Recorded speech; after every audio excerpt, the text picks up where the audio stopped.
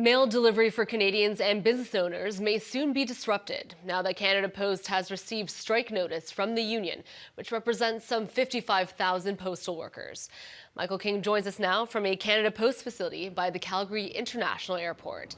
All right, Michael, the big question is, when are we expecting workers to walk off the job?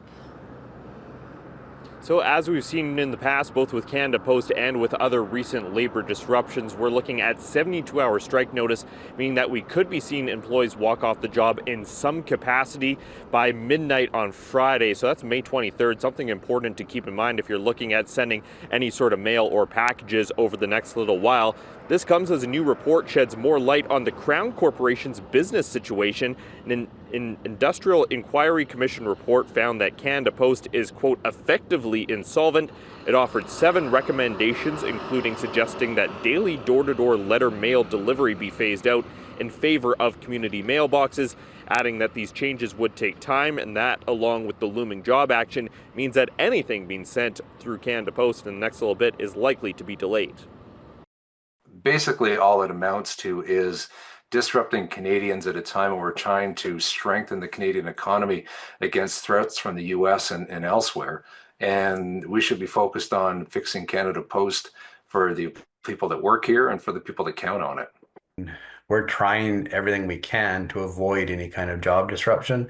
And serving 72-hour notice does not necessarily mean that it's going to be a full shutdown.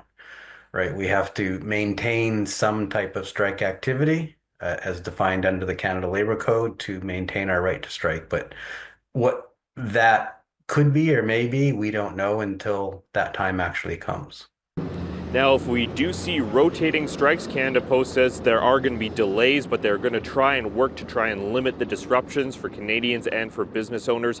If we do see full job action, strike or a lockout similar to what we saw late last year, that means the entire system is going to be secured, shut down, and then, of course, if and when a deal gets reached, it'll take some time to get it all back up and going. So, Michael, if there is a full work stoppage, what economic impact will this have on small businesses across the country?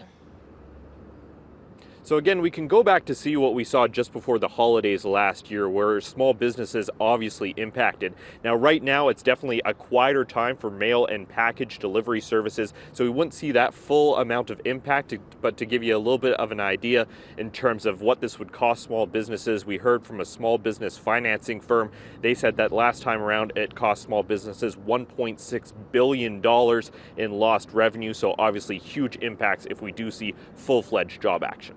Back to you. All right, Michael, thank you so much for that update. We appreciate it. That is our Michael King joining us from Calgary.